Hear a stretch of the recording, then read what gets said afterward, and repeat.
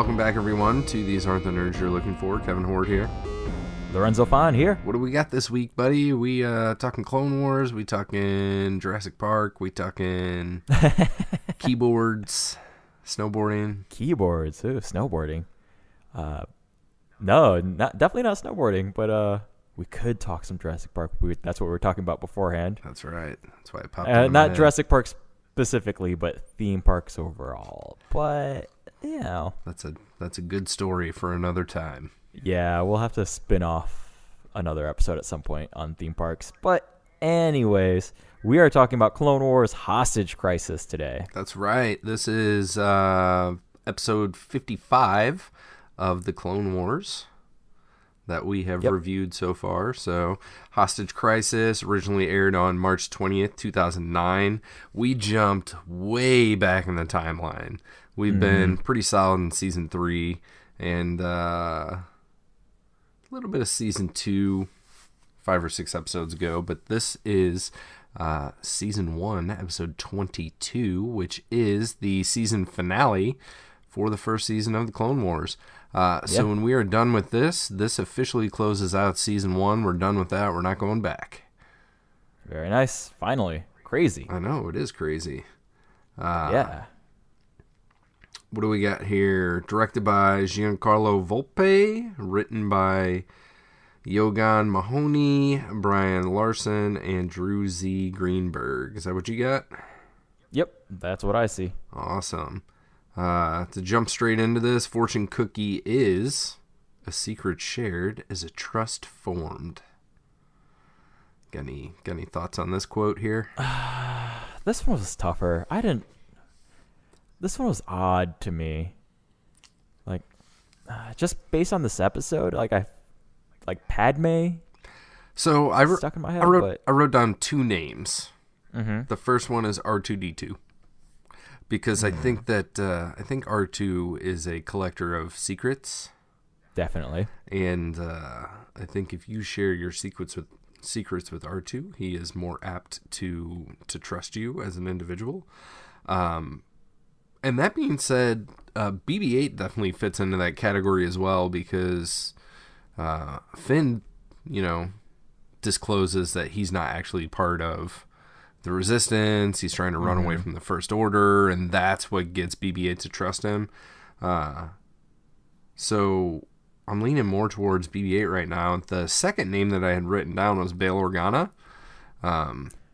Yeah, he's kind of in that boat as well. So I'm going between BB and Bail. What do you think? I'm feeling Bail. Bail would work. Okay. Yeah. That'll be appropriate to the episode. So definitely. Yeah, we'll stick with Bail. That may be the first quote that he's gotten so far. We definitely get a lot of Yodas and Obi-Wans, but right. Jedi in general, for sure. Mm-hmm. This may be the first one for good old Bail. We'll talk about him later. I have some opinions on him. All right. Newsreel is just kind of a generic flashback about some of the villains of the series so far. Bane, Ziro, and Dooku definitely pop up, and it's kind of like, this guy's bad, this guy's also bad, this guy's also bad, and here we go. And jump into it. So what's happening is that Cad Bane is tasked with taking some hostages, I guess, right? And yeah, whoever, I mean, I don't know if he's tasked with it or if he's the one that formulates the plan, but basically based on where we left things off last episode, he kind of takes it upon himself to collect the bounty on freeing Ziro, I guess, is how we would put that. So last week we talked about evil plans, and the whole plot line of that was to he was going to kidnap C-3PO to get the plans for the Senate building so that they could go in and do something at the Senate building. He didn't know what, right. I guess. So then at the end of that episode, he meets up with Jabba, and Jabba talks to the Hutt Council, and what they want to do is they want to free Ziro the Hutt.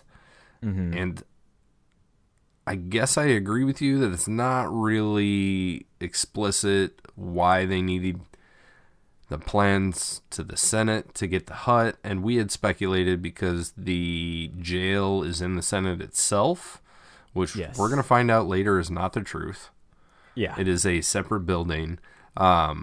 So whether or not it was the Hutt's idea to head to the Senate and detain these senators to use as a ransom to get the Hutt released, I guess, is in question. But that is the plan. So Bane just pulls up in his convertible and parks outside. There are some Senate guards, the blue guys. We've Commando Squad, is that what they are? Maybe. Could be. We've met these guys before, way back in the day, with I don't remember what the episode was. An episode with Ahsoka. And Newt Gunray. Yep. After he was taken custody, and what was the name of that? And they're the ones that like have the more kind of Trojan-ish dimensions to the helmets. You know, there's kind of the halfway point between a traditional Trojan helmet and the current clone trooper helmets. Correct. And blue. So, but yeah, so like they kind of show up and kind of just make a generic announcement where they're like, "There's no parking in this section of Senate curb." I thought it was interesting because he's not even like up to the landing platform yet, and they're already like running out there yelling like, "Hey, citizen, you can't park here. This is a no-go zone. You need to move along, get away." And he doesn't. Bane does not give one fuck, much less two. So he just pulls up, hops out. Everybody else in his little pod ducks down. Yep. Quote unquote hiding. And he gets out, and one of these Senate guards is, says something to the effect of, "Hands up, you're being detained." And Bane just says, I have business with the Senate. The guy's like, that doesn't matter. You can't be here. And Bane's like, "Son, I wouldn't do that." And the guard gets shot. And it turns out across the way, can't call it a street, can't call it an alleyway, just the sky lane, shall we say? Yeah. Just in the distance, up on another building on a higher level is Miss Aurra Singh, and she's just sniping some of these guys off. And then the rest of Bane's crew hops out of his floaty car and excuse me, and comes to his aid as well, and all these dudes get wiped out. Yeah, just real briefly, I was just really annoyed at how openly inefficient these guards seemed. I think it's because they're not clones. Still, like, number one, they had every opportunity to apprehend Bane pretty quickly, and then when Aurra starts sniping from the distance, one of the guards literally points and goes, "She's sniping from up there." Points. I see the and shooter. And then gets shot. Yeah. I'm like, instead of pointing your finger, how about you just grab your fucking gun and shoot back maybe? But instead they're like doing everything they can to like Mr. Magoo themselves into oblivion here. Like, yeah, I don't disagree with you. Yeah.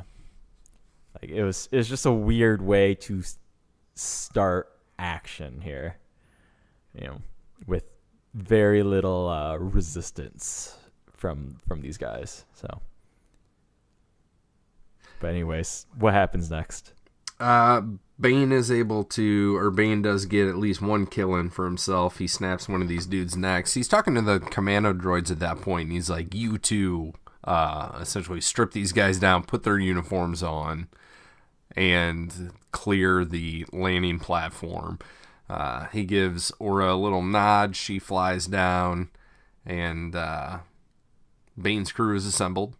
And I guess the two commando droids that are with them are now impersonating Senate guards. There is a call from the main headquarters, whatever you want to call it, kind of main base, something, asking what's going on. I totally expected a Han Solo, we're all fine, everything is fine here, how are you? But nope, as one of the commando droids just says, what's he do? He calls out that it's protesters against the war, but they've been taken care of. I thought this was a nice touch, even though it wasn't what I expected. I thought it was nice that it implies that there's things ongoing outside of what we see day to day in the show, and that there is at least a section of the populace that doesn't agree with what is going on in the war. I mean, we definitely see that within the Senate. Padmé and her friends, right? But this alludes to like a whole nother section of society in general, that would definitely have the support, or that would give the support to Padmé for making, all the decisions that she and her crew make. Yeah, we've seen a lot of like victims of war, like the ravages of war, but yeah, not the distant effects of it, Right. Which is interesting. But yeah. So Bane and his crew head inside. We never see these commando droids again. One comment I do have is after they have suited up, occasionally, not just with these guards, but with the clone troopers, as you can see a little bit in between like their neck garb and their helmet. And occasionally you can see flesh of their neck, which I really don't like because the armor is supposed to be self-contained, like it's sealed so that they can exist in like not in atmosphere, right? Which we have seen, but if you can see, if your chin's hanging out the bottom of a helmet and you jump out an airlock, you're gonna die. But in this specific instance, it's supposed to be two commando droids in these things, and one of them turns its head just a little bit, and you can see just a human neck. Like, it's not a droid in there. Right. Like they were just using the same animation figure. And unfortunately, just a little sliver of neck is showing. That stuff like that gets to me. Yeah, understandably so. Yeah. But anyway, Bane and crew head inside. The fake guards stay outside. My question at this point is, where do the bodies go? Because we do get like a nice aerial shot of the entire platform. There are no more dead Senate guards, and there was like 10 of them. Right. They are gone, and all of this takes like 30 seconds. Yeah, I noticed that too. When we get a nice wide shot, it just reminded me of like the old video games where bodies would disappear because they couldn't keep drawing them. Right. There's 5 seconds, blink 3 times, disappear. Right. Yeah. Just kind of fade away into the distance. Right. Fair enough. Yeah. Well, I guess Bane got some XP on this one so far.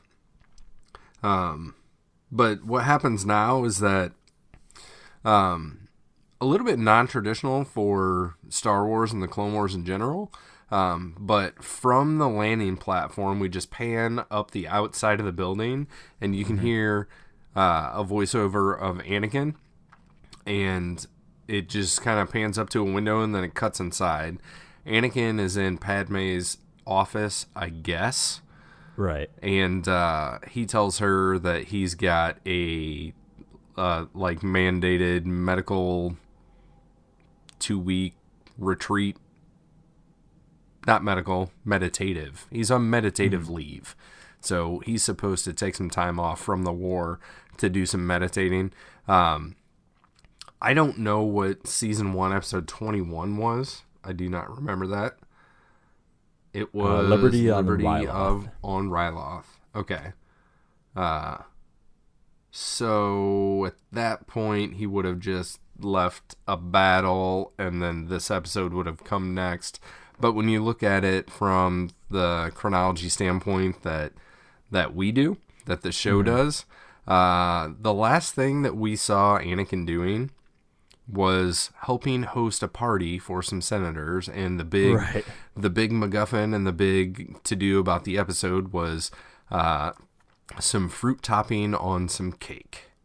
So Jogan fruit cake apparently is super stressful, and once you deal with that, then you need to take a 2-week sabbatical and go and meditate. So I guess we have that, but the reason, maybe not the reason that Anakin is in Padmé's office, but the reason to pan up and witness this conversation is Anakin is trying to convince Padmé to come away with him.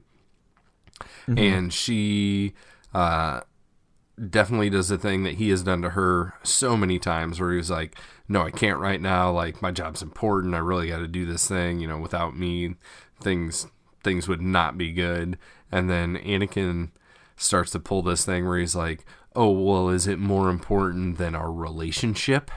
Is it more important than our love for each other?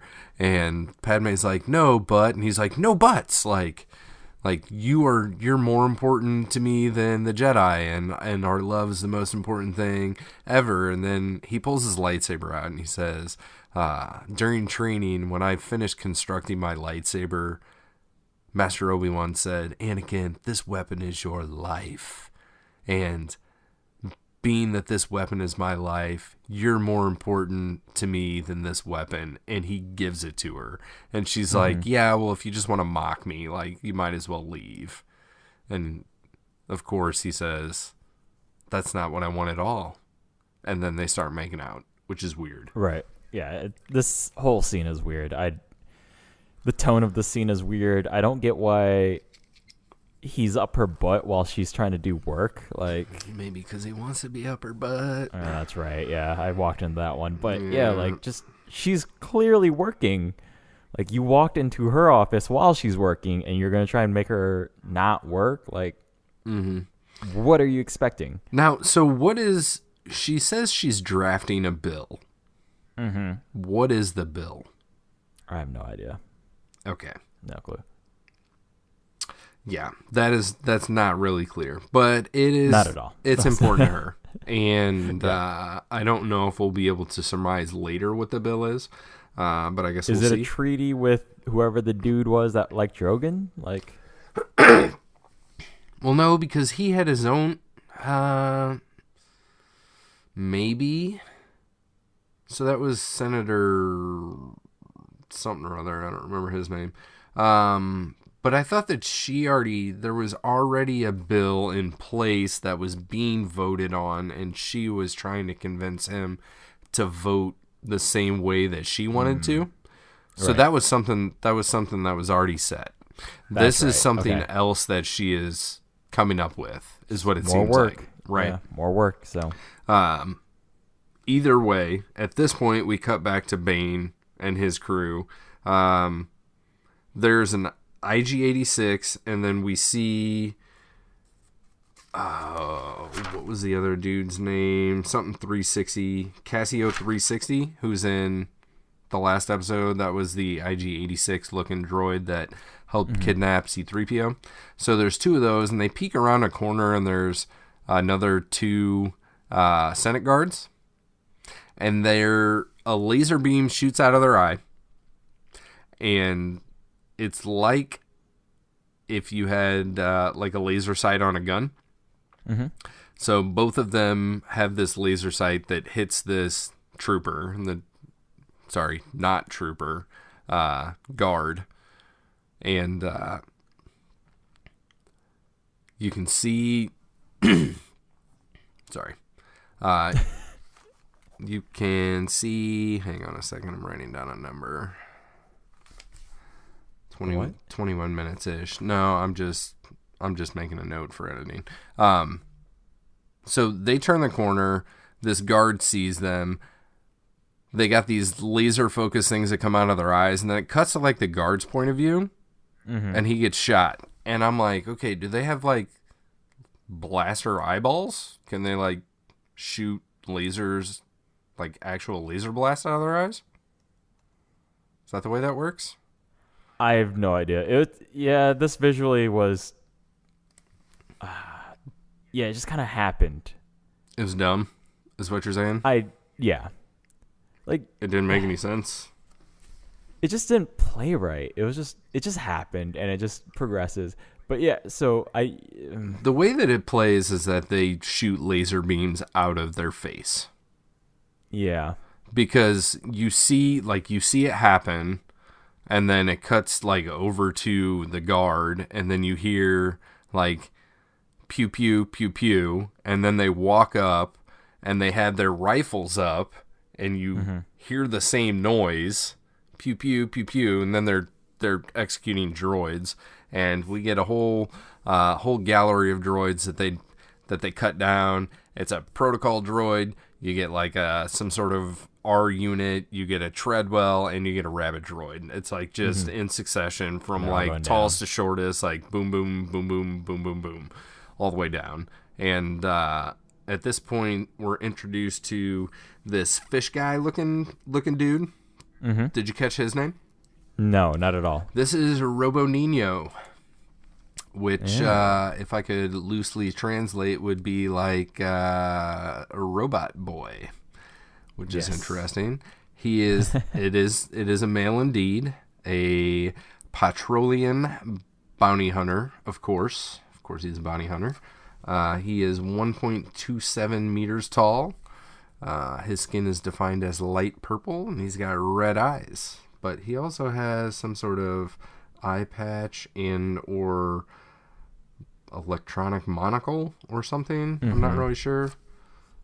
His home world is Petrolia, which is said to be aquatic, although he doesn't really have fins or anything. Like, his hands aren't webbed, which is kind of weird.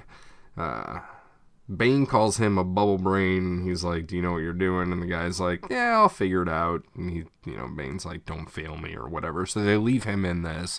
We learn later that this is like the quote unquote the control room to the entire Senate building. So Bane and crew leave at that point, and then we cut back to Anakin and Padme kissing. Still on the Padmé makeout scene. But C-3PO and Bail Organa can be heard approaching from outside the door. So Padme's like, oh, you gotta hide. Why does Anakin need to hide? Is he not often with Padme and or in the same room together or whatnot? I mean, I thought this was kind of weird too, but maybe like if he's not there on assignment or can't figure out an assignment to bring up, then things start looking weird. Do you think that he was on assignment when he was at her apartment helping her plan a party? I don't know. Yeah. I don't think so. Yeah. But yeah, so all the same, it's just I agree with you. I feel like it's pretty weird. Common knowledge that they are close associates of each other, whether or not people suspect that they are involved romantically.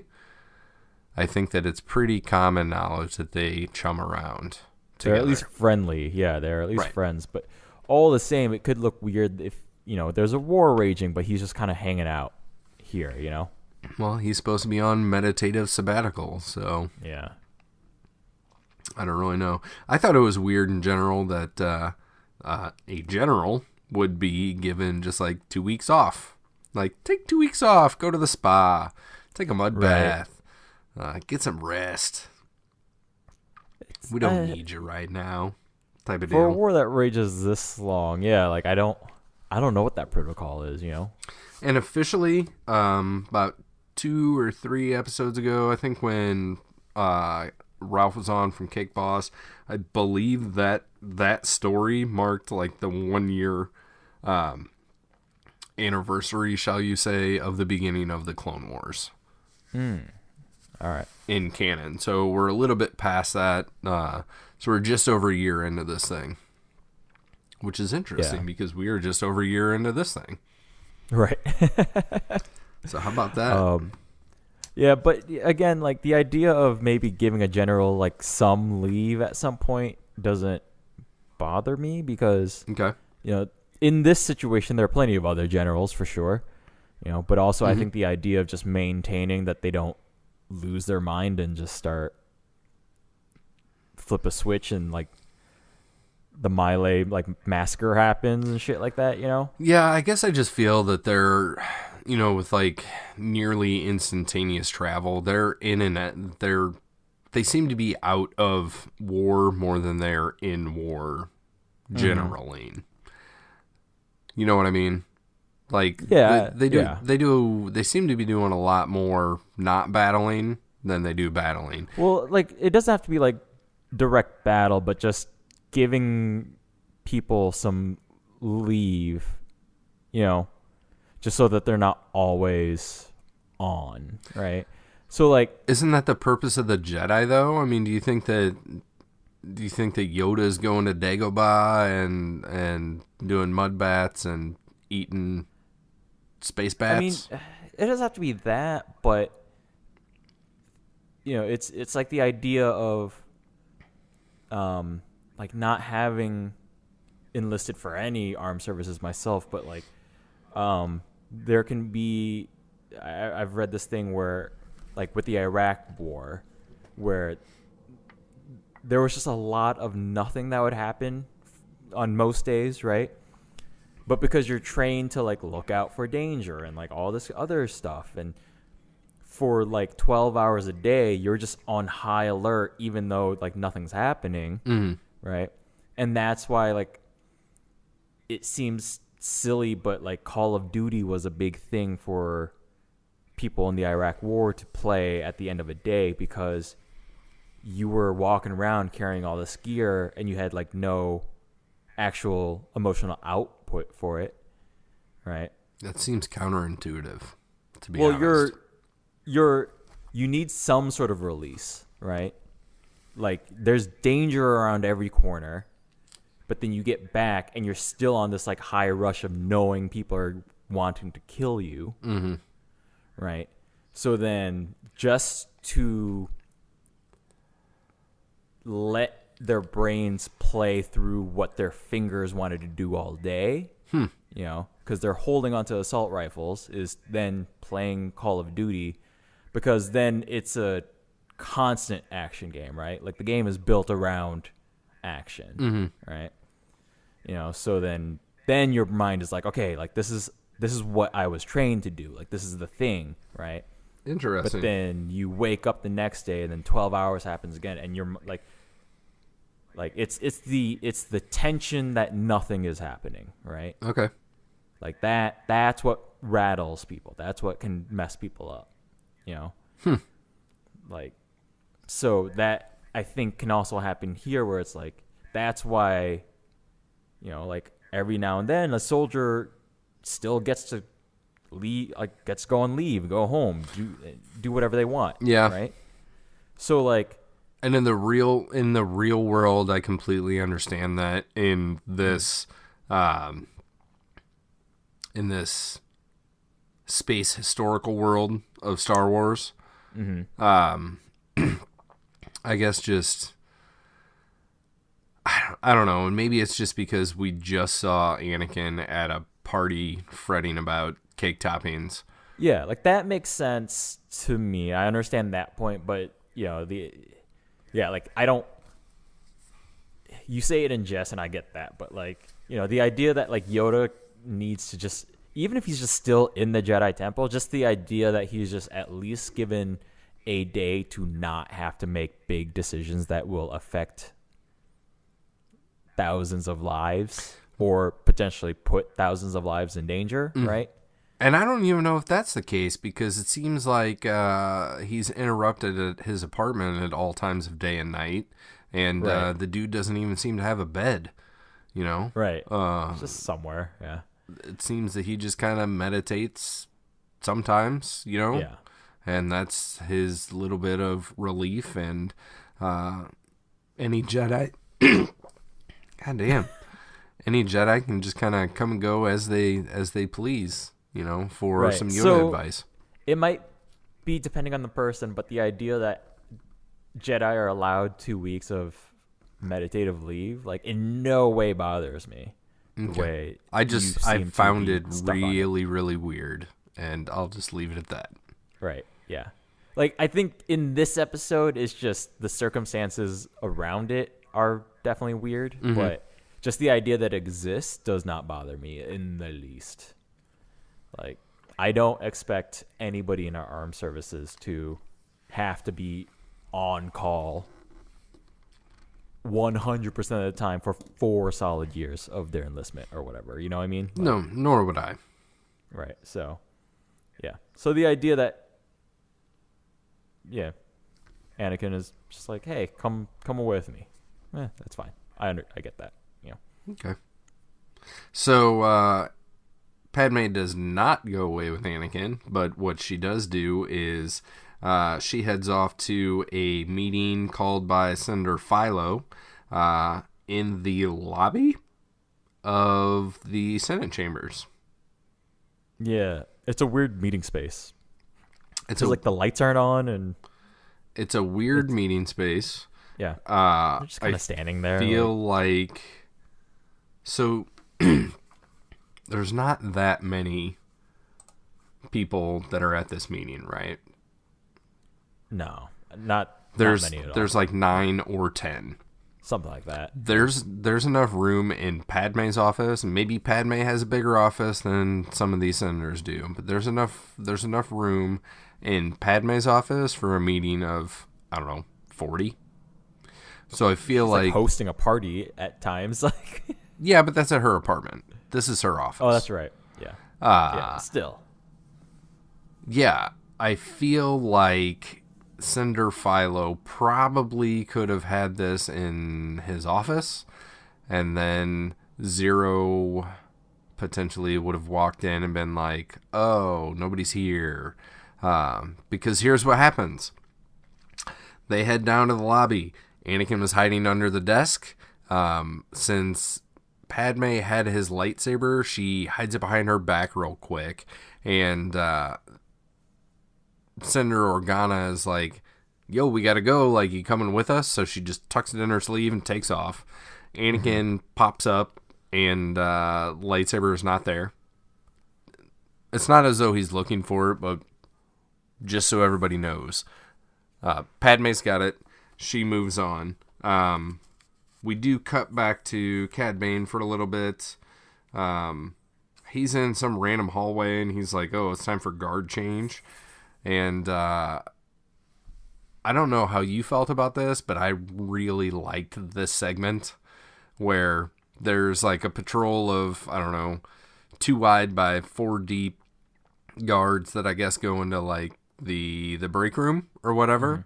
And I don't know if this is the time where they pop their helmets off and they're like, hey, all clear like normal, or there was a disturbance out on landing dock 94.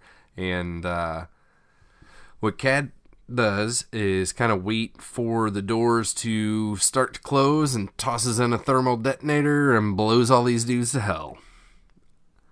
See, I liked that moment, but the logic behind guards leaving their post, and then the post is empty, it seems, for a hot second before. Are all the guards in that room? Like, I don't think all of them are in there, but I think like, it's the ones coming back were relieved by other guards somewhere else. No, the ones coming back were being relieved by the ones in that area. So imagine it this way. In your town, there are 6 police officers out at all times. Right. At shift change, like shifts overlap. Right. So at shift change, 4 of them come back and they're relieved by 4 more. Or we'll even say 3.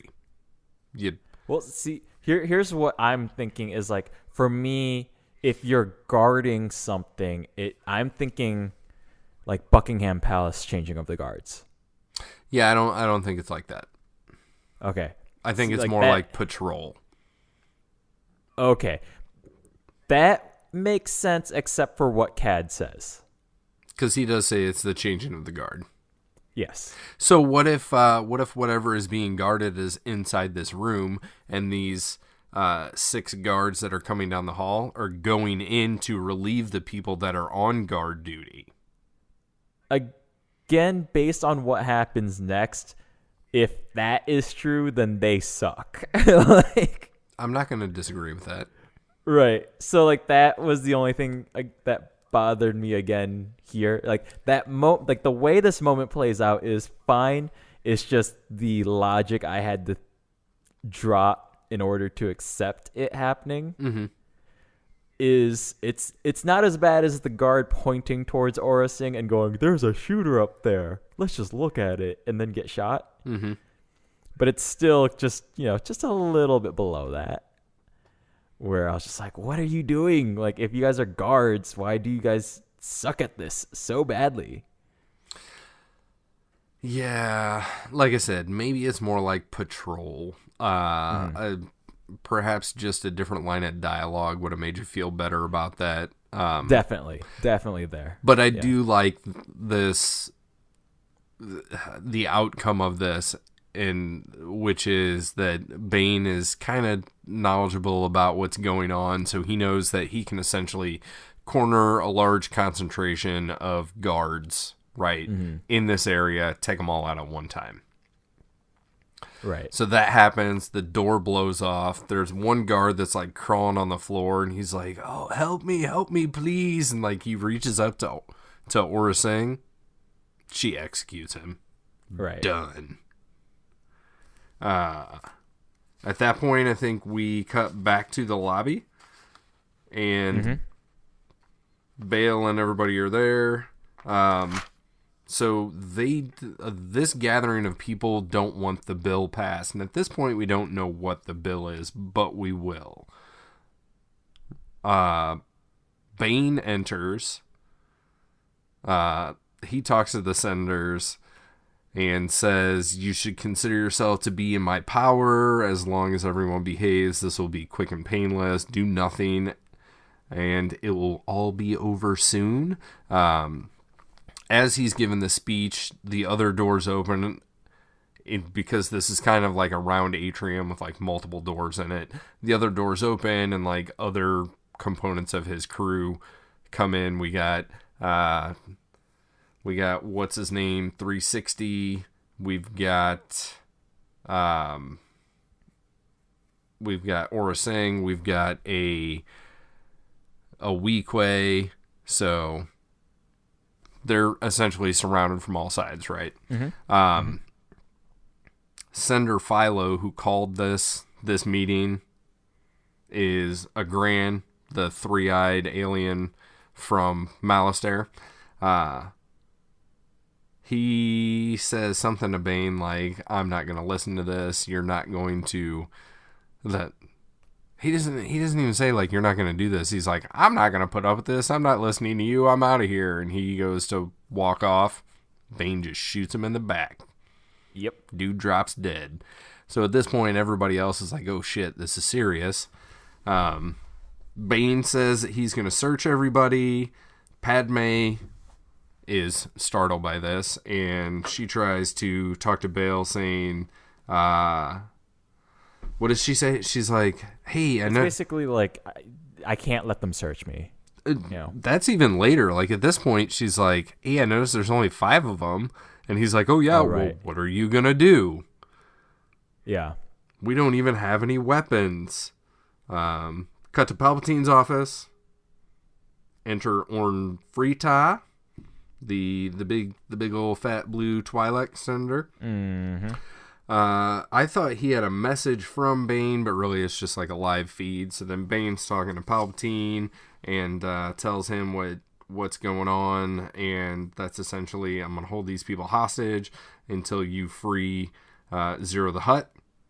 Palpatine basically says, "Threats equal appropriate force back at you." And at this point, Robo Nino has done his job. He cuts the power to the building.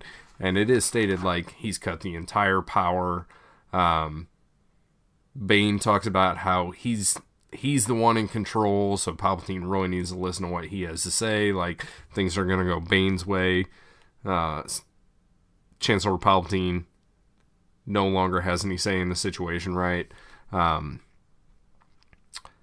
So Orn Frita is talking to Palpatine at this point, because we're still in his office, and I totally wish that this was C.O. Bibble from The Phantom Menace, because he has, like, some near identical lines where he's like, so at first Orn Frita's like, oh, you can't open the door because the entire building's on lockdown. And then Palpatine goes and tries to, like, make an emergency call or something through some comm. And Orn Frita's like, he's cut off all communication. And I'm like, just make this C.O. Bibble and it would have been awesome. Because, like, C.O. Bibble's like, communication, we have no communication. They cut off all communication. That means only one thing, invasion. And, like, I don't know where Orn Frita is getting all this information, but he's just Right. like affirming, you know, like, these are facts. Like, oh, obviously somebody is in the main control center and they tripped the security sensor and it put the entire building on lockdown. But for one, it doesn't, because Anakin at this point finally makes it out of Padmé's office. Who knows what he was doing in there? I don't even want to speculate on that one. Dude's left alone in Lady's office for a while, and Just hanging out, man. I guess Just taking his leave when he can. so he comes out and he's like, what's going on? But all the lights shut off and then turn back on. And it's not even like emergency lights. It's just like the same Right. lights that like come The back full on. lights. Sometimes Yeah. there's like one red light in a hallway or something. Any door that Anakin tries to go in or out of works just fine. Yeah. Palpatine's door to his office is locked. So Palpatine's like the Completely only one locked. that's locked in.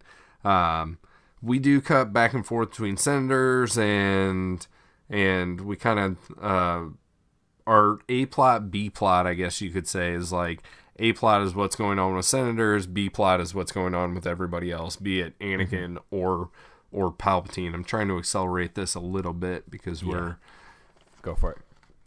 because we're getting long on time a little bit so far. So there's definitely some conversations that happen. This is when Padme is talking to Bale and she's like, he can't search me, and Bale's like, oh, I don't understand why. And then Bane comes up and he like caresses her face and he's like, oh, aren't you too young and pretty to be a senator, yada yada yada. She looks up. Anakin is overlooking from a balcony. Bane notices she's looking at something, turns around, just starts firing. Somehow immediately knows that it's Skywalker. Sends out two dudes to fucking take him out.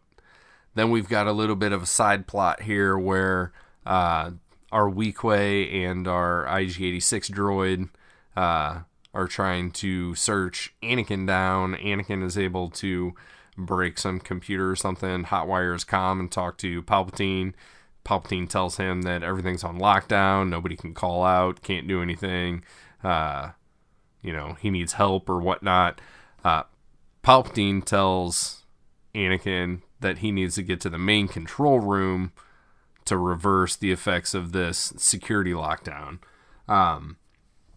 He's almost caught by the pursuers because they overhear him. When they pop in... He's talking at a full yell, by the way. Why is he talking at a full... It's like not just a normal voice volume. No, he is yelling into this comm. Yeah, for sure. I don't understand why. So the two guys that are in pursuit of Anakin are... How do you say this guy's name? Sha'an Alama and Helios 3D. 3D. Okay. Helios is the IG-86 droid. Sha'an opens up a door, and there is... These things are called Betty droids. I call them breasty Right. droids. I just wrote hooker droid in my notes. I just went hooker droid ! Yeah, I call them breasty droids because they're overly curvaceous and busty. Okay. But her response when the door opens is like he walked in on her in the shower. Like she gasps and covers herself. Yep. And he just kind of smirks and waves and moves on.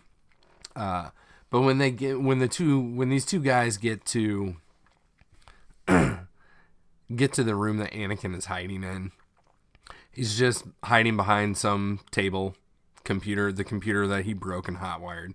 He uses the Jedi mind trick to say, you have 2 more floors to search. Detail I did not like here. What happens when we see the Jedi mind trick in action?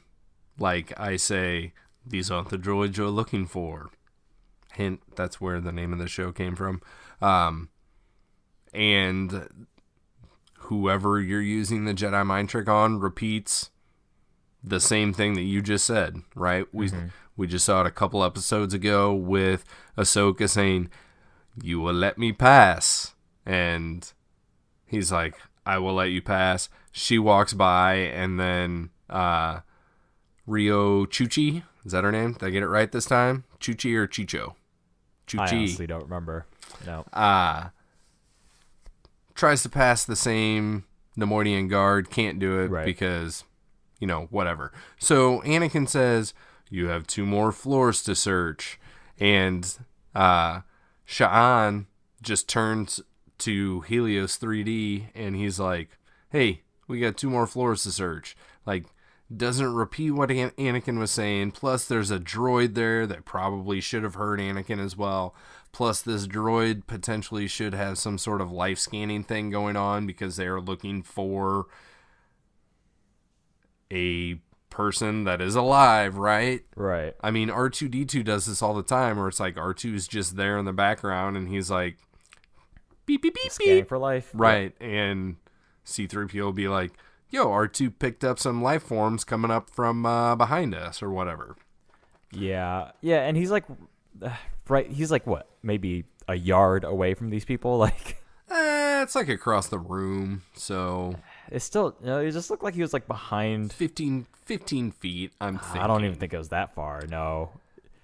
It didn't seem that far at all. So this is the means that Anakin uses to separate the two, and they get to the end of the hall, and 2 more floors definitely means 1 above, 1 below. So Sha'an's like, I'm going upstairs, you take downstairs. Anakin runs out downstairs, has to beat this droid to death with his fist because he doesn't have any weapons.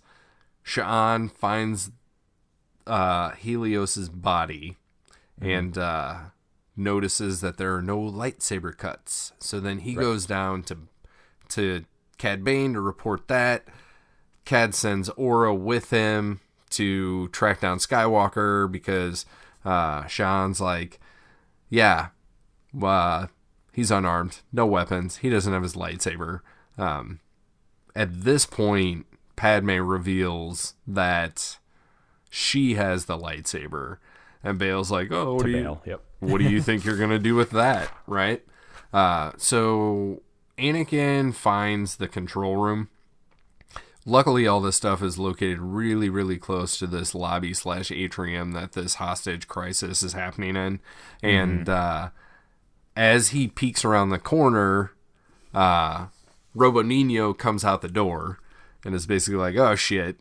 Anakin runs up, tries to attack him. Robo Nino heads back in, closes the door. He gets caught by Sha'an and Helios. Nope, Helios is dead, and Aurra. So Sha'an goes to shoot him. He pulls the whole Cloud City maneuver that he does later. Doesn't block the blaster fire, but pulls the blaster to him, right? And then Aurra shoots over Sha'an's shoulder, whatever. Door opens. Robo Nino jumps out, stabs him in the neck with some sort of electrode device, shocks him into unconsciousness. He's drugged back down to all of the senators back down to the lobby. Cad Bane talks to Palpatine again, gives his demand, saying, "Hey, here's what you're gonna do. You're gonna make a pardon disc. Your fat buddy Orn Frita is gonna deliver it over to the prison. My guys will take him. Ziro's gonna be released. At that point, I'll let all these senators go." That's what happens. A pardon disc is made. Another IG-86 droid comes to collect Orn Frita. He is escorted to the jail, which this is when we learn it's a separate building. Mm-hmm. So when they get there, there's a bunch of clone troopers, right? Front doors open. Ziro is being let out. Yep. How did the troopers know that Ziro was supposed to be already removed? How did they know that this pardon disc was coming? Like, there are no communications from the Senate building to the prison, right? Right, yeah. And this isn't a leap in logic. This is an actual plot hole, right? As opposed to definitely. Plot holes when people are like, "Hey, his shoelaces were untied in this scene, but they were tied in the next scene." Yeah, those are just visual inconsistencies, but not a plot hole. Yeah, like this is a problem in the plot itself based on information we know. Right. So maybe I wouldn't call it a plot hole, but plot inconsistency for sure. Right. So yeah, I agree. Like it's weird that he was just like ready to go instead of like having to show up, show the pardon disc, and I get that like there's a efficiency in storytelling, but this isn't the way to do it, right? Like, like film school 101. It's like when you see people at a restaurant and they're eating, you assume that like a server brought it to them, right? You don't need to see it happening, right? And it would have been fine if we got like a wipe and the troopers are bringing them out and they're like, well, like we can't do anything because you showed us the pardon disc. That's all we needed. Yeah, or even Bane could have been like, the transmission has already been sent to the prison this is coming. Just something like that, right? Mm-hmm. Yeah. So I agree. It's just weird that they show up and they're like, hey, he's ready for us. And then what I like, there's a little moment here, what I maybe not like, but just found funny is that as Ziro is being freed, he's still complaining about the sun. It's so bright. Yeah. I'm like, dude, you're escaping prison. Why are you complaining about the goddamn sun? Yeah. But anyways. So we cut back to Cad Bane and Robo Nino has joined him as well. Mm-hmm. And he says it's time for the parting gifts. So then Robo Nino and Sha'an are walking around the perimeter of the lobby and they're setting up bombs. Mm-hmm. We don't necessarily know that they're bombs, but they're bombs. They're sticking these things on the wall, which are beeping and lighting up. Then it's back to Ziro. He mocks Orn Frita, and then his next line is, "Get me as far away from Coruscant as possible," to which droid later says, "Oh, we gotta head back to the Senate building." And he's like, "Not the Senate building. I want to go to the Outer Rim, you stupid machine." I thought it was funny. Bane Skypes Palpatine again, and I think at this point he's like, "Thanks for Ziro, we're gonna leave. I set up this bomb perimeter thing. Don't do anything stupid, otherwise I'm gonna blow up the entire east wing of the Senate building." They go to leave. You can see this backpack that Robo Nino is wearing. It's got some Aurra on it. Mm-hmm. It says Pat's fan #1. Very nice. So, there you go. Apparently, Robo Nino is a New England Patriots fan. What else do we got? Bane's ready to go. They head outside the Senate building. There are a bunch of troopers out there to confront him. We see some lats fly in, and then a I don't know what you want to call it, rappelling down. They drop on some ropes and just smash through Palpatine's window, so he's secure. Yeah. At least at this point. The confrontation outside, I don't remember who calms who, but Bane and Palpatine are talking, and Palpatine says, "You were foolish to think that you could get away with this, bounty hunter. Now lay down your arms and come quietly." Bane says to him, "No, Chancellor, I'm afraid it is you who have been foolish with your senators' lives." So, and then he reveals what he's going to do. He'll blow all these people up, right? Otherwise, let me go. We cut back to Anakin and Padme. Padme is like trying to give him lovey-dovey caresses on the face to wake him up. Well, yeah. Anakin's still passed out, and she's basically sort of trying to slap him awake. Right. And he barely starts coming to, and then he starts to reach for her, but she's like, "Hold up, people are around." Right. And then he kind of comes to and figures out where he's at. Right. Everyone else is awkwardly standing around in like a semicircle, so there's nice ability to pan around them with the camera. Mm-hmm. Yeah. It's very sitcom around a breakfast table. Yeah, definitely. And then Anakin realizes what's happening, and they all realize that like the laser are actually bombs. And this is when Anakin starts formulating a plan, which is to stick his lightsaber in the ground, right? Mm-hmm. And he starts carving a circle around them. Mm-hmm. And then within the nick of time, they drop through the floor as the bombs go off above them. Mm-hmm. There is a really good splat moment, sort of, that when the floor hits the floor beneath it, everybody kind of falls over from that impact, which I just found visually funny. Yeah, it does remind me of something that would probably happen in that situation. Oh, definitely.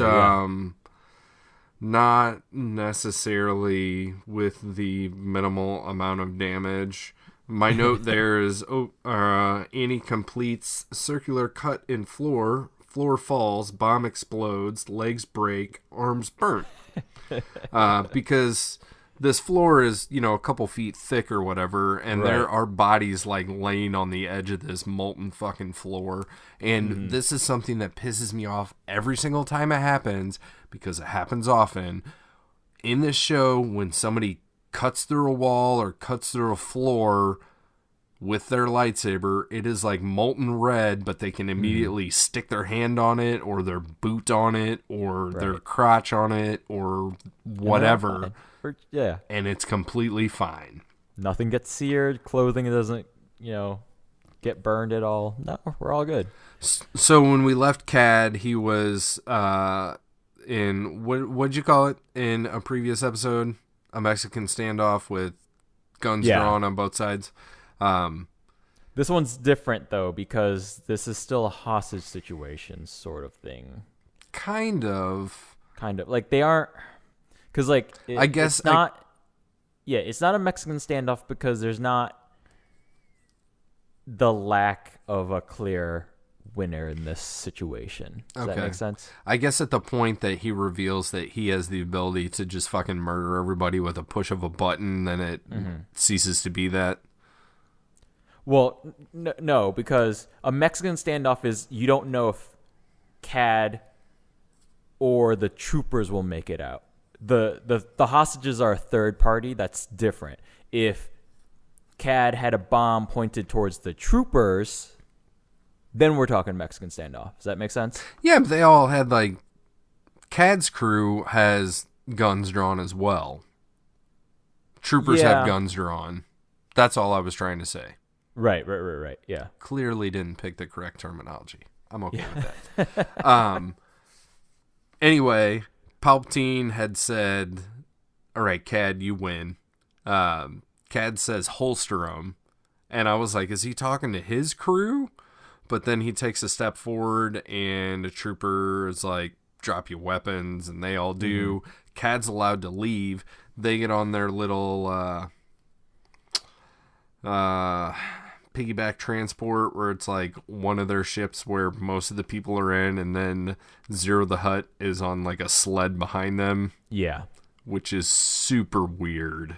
Yeah, it's weird. Cad does some shit talking to Ziro about how prison didn't change him, and then Ziro is super dramatic about all the ways that prison changed him and how terrible it was, and he never wants to go back there, and all this stuff. And so Bane says, how about some dead senators as compensation? This is when he hits the button. This is when all the shenanigans go on with Anakin running in a circle with a lightsaber and the floor only falling after the cut is complete and all that stuff. Yep. That happens, and then I think we cut back to Bane after and he asks for payment. Yeah, he does ask for payment. Yeah, so he asks for payment from Ziro, and he says that he doesn't work for free. Mm-hmm. Then I had this question of who pays Bane? Is it Ziro or is it Jabba? I mean, Zero's not technically the one that asked Bane for the job. It would be Jabba. Not only that, but when this job was presented, so Bane drops off the evil plans, right? Drops off the plans to the Senate, to Jabba the Hutt. And Jabba's like, great, here's your payment. Open suitcase full of creds. Bane closes suitcase. Some Hutties happens, translated through a droid. And Bane says, there's more to this dance, is there? And then it's like, yeah, there's this other stuff that, there's this other job that we want you to do. And Bane straight up goes, I want payment in advance. Let's find out what it is. And then Jabba says, I need to take it to the council, or the Hutt Council, right? Mm-hmm. So at that point, Bane's like, you want me for another job? I require payment in advance. So there shouldn't, this line of I need payment is contradictory to that, which is silly because that, even though that story happened before, it was written way afterwards, and it's one of those things could have just where checked it. Yeah.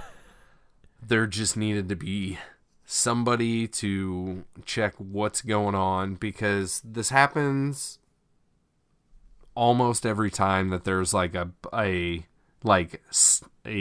future setup for something that happened in the past, right? Right. Where it's like, all you had to do is go back and watch the fucking episode. Like once, maybe twice. That's all you had to do.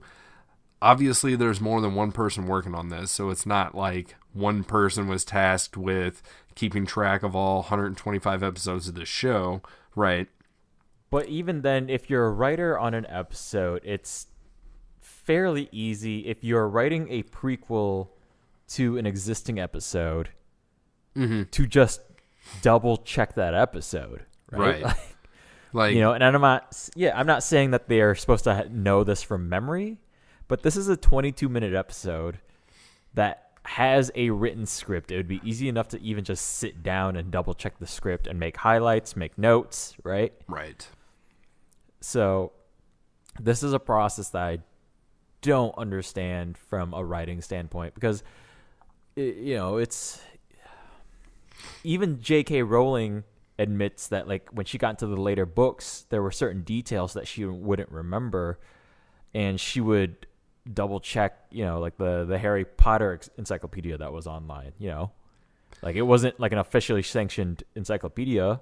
It was like the Wikipedia of it, right? Mm-hmm. I forgot what it was exactly called, but is that what Pottermore was before Pottermore was endorsed by JK? Well, Pottermore was its own full creation, essentially. But what was it called? I forgot, because like that's the website that got in a major lawsuit. The guy who actually put it together was from Cutlerville, Michigan, which was a suburb of Grand Rapids, where I'm from. Mm-hmm. I know that he eventually tried to put it in print, and then a lawsuit came about. And that's when the lawsuit happened, because once you start publishing it, then you're publishing something that does belong to somebody else. Yeah, and he was basically like, all I did was print it off of the internet and put it into book form. And there was something that he wasn't trying to actually make money on it. It was like donated to charity, and charity was doing something with it. But that wasn't clear at first, though, because it once you start, I don't know. But let's get back to Bane's money issues. He does tell Ziro, I need payment. I didn't pick up on the Ziro shouldn't be the one to pay because he was the one broke out of prison. I picked up on the Bane should have already been paid in advance. But either way, we get a close up on Ziro, and he's basically like, "Oh no!" And then we cut to the back of the Bane train. The Bane train is headed into the sunset, out to the horizon. Iris in, cue loud music. That's the end of this one. Yep. So, do you got any overall thoughts on this episode before we jump into thumbs up, thumbs down, or you just want to hit that? It'll be wrapped, like my overall thoughts will be wrapped in with my thumbs up, thumbs down. All right. So. That being said, what you got? Thumbs down. Okay. Hard thumbs down on this one. Full thumbs down on this one. Huh. And the pieces are there for a good episode. But to me, it was the tone, the pacing. It wasn't exciting to me, honestly. Like when the episode was over, I was like, okay, like it was meh, but then it was just there are so many missteps here that even as I was watching the episode, I was just already kind of angry with the episode, right? Because sometimes like I have a clear idea where like I might be okay with an episode, but like obviously in the format that we're sitting here and we start tearing things apart, like more things will come up. But this was a case where like during the episode I was already tearing it apart in my mind, right? Like yeah, like I said, starting off with the dumb guards, just like I think it was like that started off and put me in a bad mood for this episode. Okay. And then nothing salvaged from that point. Like the scene with Anakin and Padmé afterwards was so stupidly awkward to me that then those two scenes then just made that hole deeper and never got out of it. I will say I really enjoyed Bane in this episode, but there was the writing in this episode was just so built around conveniences to me. Okay. Rather than actual action. I can see that. And I don't mean action from like a Michael Bay things are happening standpoint, but like in terms of like characters doing stuff that affects other things, right? Mm-hmm. Like to me, this was just like, I don't know. It was just like one thing got started and then just like other things randomly happen. And then somehow this is all supposed to be character development. Like that was my main problem with this episode. Okay. Right. Like there's nothing that Anakin does that I see as like any sort of major character growth. There's nothing. Padme is literally just trapped there. And the idea, like the idea that she has the lightsaber but still doesn't end up doing anything with it. She does ignite the blue, but only to cut off free Anakin's. To cut the handcuffs off of Anakin. So therefore, her character has zero agency, and to me, it kind of degrades how powerful and how strong-willed we know her character already is. But instead, we get Bale asking her what she's going to do with the thing, and it turns out to be nothing. Right? So you get all these moments of like setup. There's all this this setup that is happening, that you could maybe expect a handful of things to potentially have a payoff, right? Okay. But none of that happens. Like they plant all of this stuff, and then for what? For nothing, you know.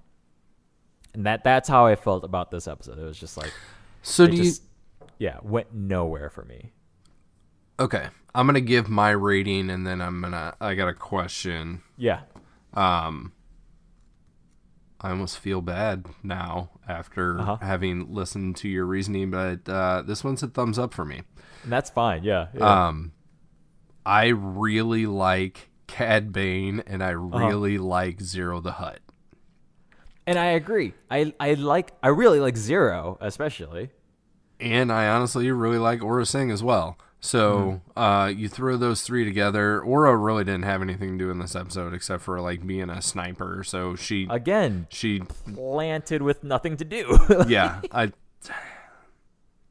I went back and watched the end of Evil Plans just to see what happened, and I don't remember Aurra being in that, but she could have been earlier in the episode. Regardless of that, I agree with you that about the awkwardness of Anakin and Padme. Yeah. Right? I agree with you with the lack of agency that Padme has as being a human being character in this, with the ability to do things to promote her self-well-being. Mm-hmm. I will also bring up, I said I would talk about Bail Organa later, right? At the beginning of the episode, I said I'll talk about him later. This is Bail Organa's face. This is Philomar doing Bail Organa's voice. This is not Bail Organa's character. This is not the guy that is willing to risk life and limb and family and reputation to stand up to something that he sees as being an oppressive opposition to the freedom of the people. This is a dude with the name in the face that sits back in this episode and is like, I don't know what to do. We can't do anything. Right. Like, we don't have weapons. We wouldn't have weapons. Oh, you have a weapon? What are you going to do with that?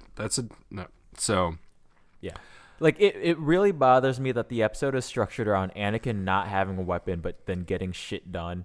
And then you get Padme and Bail in a room together with a weapon, and they literally do nothing. Mm-hmm. It would have been...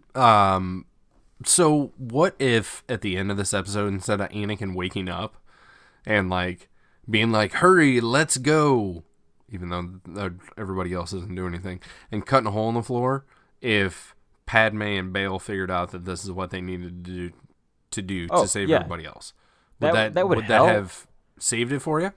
It wouldn't have saved it. You know, you would still need to fix a lot of the other, like, to me, this was constant. Like, this whole episode constantly was rubbing me the wrong way. Okay. So if you fix, like, the thing with the guards, the awkwardness in the office, the oddity of Philo telling off his hostage taker and then immediately getting shot. Mm-hmm. I get the purpose of that creating a real danger for everybody else. It just makes him look that much dumber. I don't think that... I will disagree with you on that. I don't think that made him look dumb. I think that made him look overconfident in the ability... maybe it makes him look naive, but overconfident... competent and the ability, foolhardy is a good word, for the Senate to protect itself, right?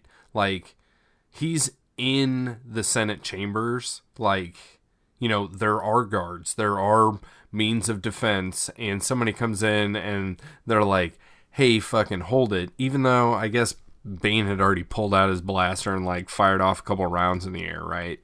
Right. But if you're expecting the Senate chambers to be able, like, at least read the room. Are there guards? If there aren't guards in the room and it's you and a hostage taker, and the hostage taker has a gun pointed at you, and you're just gonna be like, no, fuck this noise. Like, I think foolhardy is a good description of this Philo guy. But all the same, like, it just, I don't know. Like, if anything, the reason Cad Bane never comes off as like evil in this episode to me is because, like, he says something, he sticks with it, right? Like, it'd be one thing if he was just like, hey, everybody, like, I'm taking you guys hostages, and he shoots Philo then there, like, unprovoked. Like, he totally does that at the end. He fucking kills all of them, or he tries to. Yeah, he tries to. Yeah, but then it's just like, it's such a long process getting there. Yeah. But yeah, so like even if we at least get a payoff of like Padme and Bale doing something, there's still a lot of other issues here that I just don't understand. Like, I get the lockdown, but then seeing Palpatine in this episode also still just feels like a sort of side character who, again, doesn't do anything. I think we have discussed it before, but does Cad Bane know that the Sith that he had been talking to, or this cloaked figure that has paid him generously for a couple of jobs, does he know that is Chancellor Palpatine or not? I don't think so. Okay. I don't think so. I guess this episode would kind of prove that he does not. Yeah. But yeah, so like it takes, the reason we see Palpatine is really just so we can have Orn Frida as the trade, right? Yeah. But then it's just like a long way to go about that when you have another room full of senators that any of them, like, Palpatine really should have been in that room with them, I think. I think that would have been beneficial. Yeah, like, this episode just isn't efficient either. So it was just jumping around so much. And this is the point, too, where, like, it shows off itself as a season 1 episode based on my memory of the rest of season 1, how we have multiple plots trying to be balanced all at once, which was a very heavy trait that season 1 stuck with, right? Okay. Like, plot A, plot B. Like, the reason we have plot A, plot B as, like, our own little category thing is because it just happened so fucking much, and now we have, like, plot A is Lobby, plot B is Anakin, plot C is Palpatine, you know? Mm-hmm. It's just, like, so much is happening, and I don't feel like if we had watched this chronologically in release order, my opinion would have changed. I was trying to think if maybe, like, because I was thinking too much of the prequel episodes that came afterwards in that context, if it was bothering me, but it really just is, to me personally, this episode really does just fall apart on its own merits. Yeah, I gave this one a thumbs up, but I think it would have been better if you watched it after the whatever the trilogy was. The Ryloth. Yeah. Liberty on Ryloth. Yeah, after the Ryloth trilogy. So the question I was going to ask you is, do you think that this will have any bearing on the future? So next week we've got Hunt for Ziro. So Ziro has escaped, and now we got to hunt him down again. Do you think that anything in this episode other than him being released will have any bearing on what is to come in the short term? I mean, no. Like, unless, like, Anakin actually goes on that meditative leave, I don't. Yeah, I mean, I guess that's an open invitation for Anakin not being in next week's episode.